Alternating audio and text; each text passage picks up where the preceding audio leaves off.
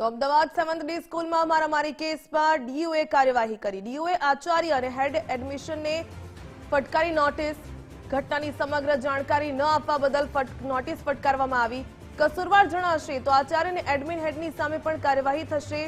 હાલ શિક્ષણ નિરીક્ષક દ્વારા સ્કૂલમાં તપાસ શરૂ કરી દેવામાં આવી। 7th ડે સ્કૂલમાં મારામારી પર હવે ડીયુએ સખત કાર્યવાહી હાથ ધરી।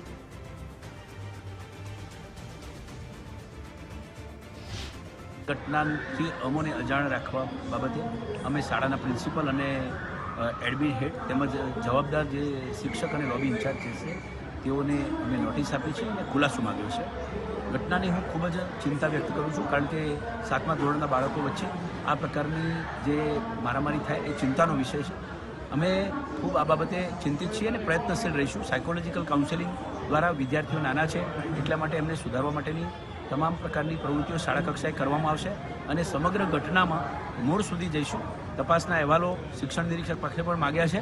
જવાબદાર પ્રિન્સિપલ અને જો એડમિન હેડ જણાશે તો તેમની સામે કાર્યવાહી કરતા અચકાઈશું નહીં અને ભવિષ્યમાં આ બાબતે જે છે પૂરતી તકેદારી સાથે શાળામાં કઈ રીતે કાર્યવાહી થઈ શકે। ખાસ કરીને પ્રિન્સિપલ અને સમગ્ર સ્ટાફ જે છે એ શાળાનો એ ઓલરેડી ઓલ્ડ મેનેજમેન્ટનો છે, જેથી શાળામાં ક્લાસરૂમની અંદર કે એ જે તે વિસ્તારમાં લોબી વગેરેમાં જે હાલ જે શિસ્ત સમિતિની રચના સંબંધી જે કામગીરી કરવાની સૂચના આપેલી છે તેમાં એમનો જ સ્ટાફ હોય છે।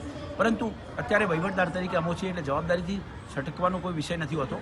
અમે આ બાબતે પૂરેપૂરા ગંભીર બની આ પ્રકારની ઘટના ન બને તે માટે પણ પૂરેપૂરા જાગૃત